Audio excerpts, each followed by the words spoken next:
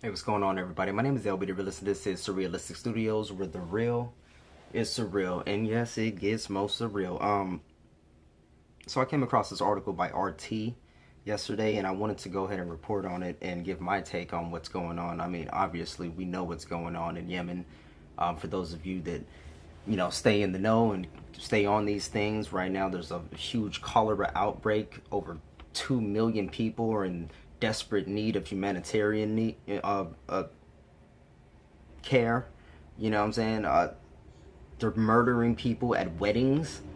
They're killing children.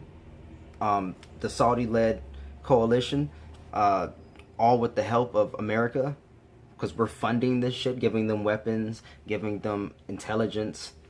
You know what I'm saying? And nobody is doing anything about this at all. So this is from RT again, and I'll leave this in the description. The UK has come under fire.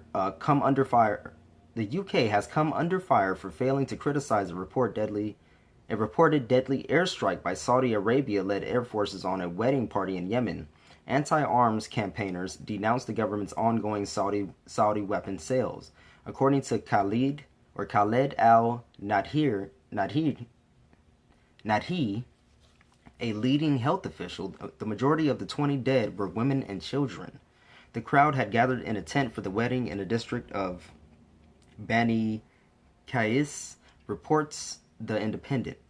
Hospital chief Mohammed al-Soumali says 46 people who were injured in the attack, including the groom, were brought to the local Al-Jamhari hospital to receive treatment. Many on Twitter have questioned why there has not been any response from the UK government to the latest reports of civilian deaths in Yemen orchestrated by Saudi Arabia. Andrew Smith of Campaign Against Arms Trade, or CAAT, notes the Saudis have bought 4.6 billion or 6.4 billion US worth of arms from the UK since March of 2015. The UK government has been quick to criticize other reported attacks on civilians, including those in Syria. So, Kenneth Roth, executive director of Human Rights Watch, tweeted, "Another day, another Yemeni wedding party hit by Saudi-led precision bombers, mostly women and children killed. Third strike on Yemeni civilians since the weekend, all with US, UK, French arms and support." CAAT has released a statement in response to Sunday's alleged bombing of the wedding in northern Yemen, where it appeared to question Prime Minister Theresa May's justification for continuing arms sales to a country that UN officials accuse of committing war crimes, and which is said to be responsible for most of the killings in Yemen, where over 10,000 people have died in the conflict so far. The CAAT statement reads, "Yemen is now in its fourth year of war, and the bombardment is getting worse. Thousands have been killed, and many more will be if it continues. Theresa May has said she wants the UK to play a positive role on the world stage, so why is her government still arming and supporting Saudi atrocities? It's time for her to put the lives of Yemeni people above the interest of arms companies." A spokesperson for the Saudi-led coalition has responded to the incident, saying, "We take this report very seriously, and it will be fully investigated, as all reports of this nature are," reports Reuters. The UN says 22 million people, or 80% of the Yemeni population, require humanitarian aid. Excuse me, I said over 2 million. Yeah, over 2 million for sure.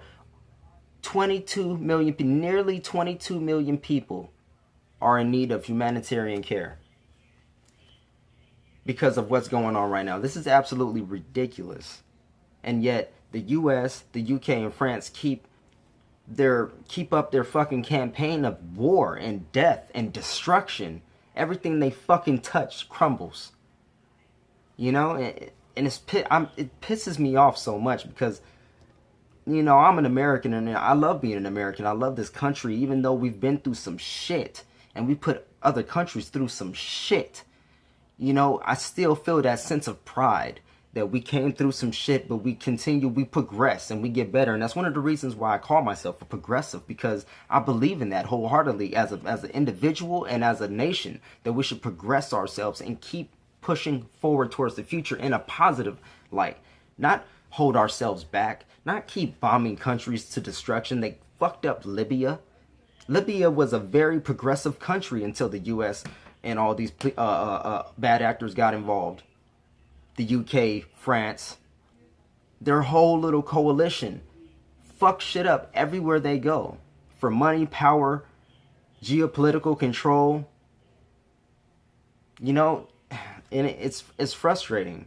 You know, they hit a fucking wedding, killed women and children. You know, you kill people, that's bad enough. But when you kill children, these children, they didn't even have a fucking chance.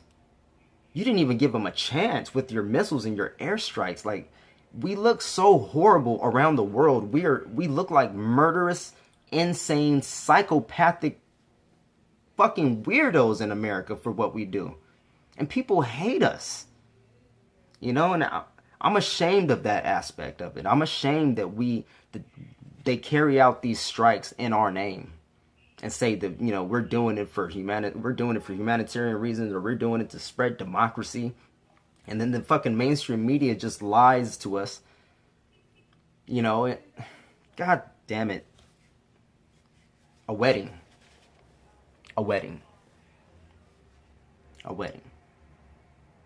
They got a blockade going on, by the way. While 22 million people need care, they got a blockade going on, restricting access for goods and medical supplies.